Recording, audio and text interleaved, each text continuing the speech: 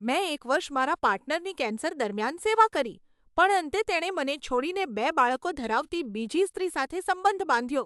અમે 8 વર્ષ સુધી સાથે હતા.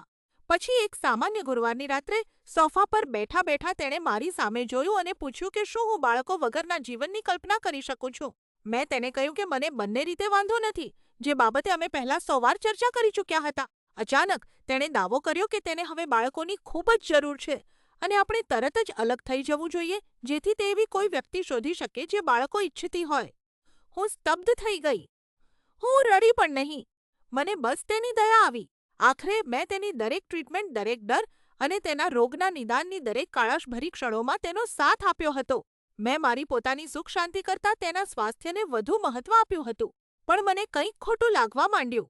અમે એક premium chart GPT account share કરીએ છીએ અને મેં નોંધ્યું કે તે તેના વતન જવા માટેના ચોક્કસ રૂટ માટે કાર શોધી રહ્યો હતો. જ્યારે મેં પૂછ્યું તો તેણે જૂઠું બોલીને કહ્યું કે આ ઓફિસના ડિસ્કાઉન્ટ વિશે છે. થોડા દિવસો પછી મેં તેનું લેપટોપ ચેક કર્યું. મને બધું જ મળી ગયું.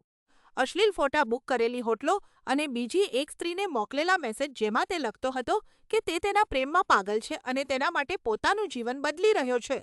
ખબર પડી કે તે તેના બાળપણના એક મિત્ર સાથે ફરીથી જોડાયો હતો, જે 2 નાના બાળકો ધરાવતી એક વિધવા હતી. તેને ફક્ત બાળકો નહોતા જોઈતા, તેને તો તે સ્ત્રી જોપતી હતી. જ્યારે મેં તેની સામે આ વાત કરી, ત્યારે તેણે પોતાની વિશ્વાસઘાત કબૂલ કરી. તેણે દાવો કર્યો કે તે તેના માટેની લાગણીઓમાં ડૂબી ગયો હતો અને તેણે અમારા સંબંધનો અંત ખૂબ જ ખરાબ રીતે લાવ્યો. સૌથી ખરાબ વાત તો છેતરપિંડી પણ નથી. સૌથી ખેસાસ કે મારી જગ્યા કોઈ બીજાએ લઈ લીધી. મેં તેને તેના જીવનની સૌથી કઠિન લડાઈમાં સાચવ્યો અને અંતે કોઈ અજાણી વ્યક્તિને તે રૂપે મળ્યો જે હવે સંપૂર્ણ સ્વસ્થ છે અને ભવિષ્ય માટે ઉત્સાહિત છે. હું માત્ર પાછળ છૂટી નથી ગઈ, પણ મારી જગ્યા લઈ લેવામાં આવી.